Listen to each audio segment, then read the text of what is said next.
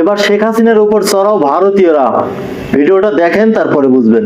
Rescue করে কে নিয়ে এসছে ইন্ডিয়াতে বাংলাদেশের প্রধানমন্ত্রীকে? ওই নরেন্দ্র মোদী তো নিয়ে এসছেন। আজকে সেই বাংলাদেশে নিয়ে এত কথা বলছেন উনি, কিছু বলার নেই। ওনার সম্পর্কে বলতে গেলে লজ্জা হয়। আমাদের দেশের প্রধানমন্ত্রীর নাম অশিক্ষিত নরেন্দ্র মোদী। শেখ হাসিনার সঙ্গে তার দেশের জনগণের বোঝাপড়া, সেই জনগণ স্থির করবেন।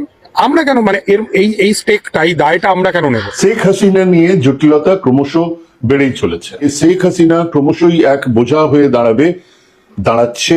অন্যান্য গণহত্যাকারীরা বিভিন্ন জায়গায় পালিয়ে শেল্টার নিয়েছে, ভারতীয়রা চিরকালই তার নিন্দা জানিয়েছে। কিন্তু আজকের দিনে ভারতের চরিত্রটা একটু অন্যরকম। হাসিনার কি অবস্থা হয়েছিল, সেই অবস্থা হতে চলেছে নরেন্দ্র মোদী। প্রতিবেশী বাংলাদেশের সঙ্গে, যাদের সঙ্গে আমার ঐতিহাসিক সম্পর্ক, সেই বাংলাদেশ আমার কাছে প্রিয় না, হাসিনা প্রিয় হয়ে গেল।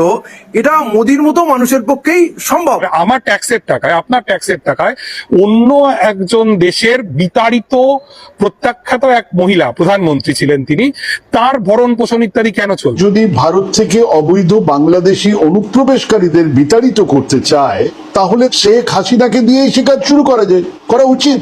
আমরা আছে দুটো দেশের মধ্যে সম্প্রীতিটাকে কি করে বেশি করে গড়ে তুলতে পারি, তার বদলে আমরা নষ্ট করার জন্য চেষ্টা করছি। তার ইমিডিয়েট পদত্যাগ করা উচিত, এর থেকে বড় আর কিছু হতে পারে না। এবং পদত্যাগ না হলে উনি পালাক। সমগ্র ভারত জুড়ে নরেন্দ্র মোদীর পতন শুরু হয়ে গেছে। তবে কি এবার শেখ হাসিনাকে সাথে নিয়ে ভারত ছাড়বেন নরেন্দ্র মোদী? শেখ হাসিনাকে নিয়ে ভারতের জনগণের মধ্যে উত্তেজনা দিন দিন বেড়ে চলছে।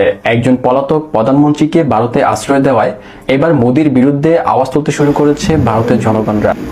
গাইস, ভারতীয়রা যদি এভাবে আওয়াজ তুলতে থাকে, তাহলে আমাদের হাসিনা আবার কি হবে চিন্তা করছেন? ভিডিওটা প্রচুর পরিমাণে শেয়ার করে দেন।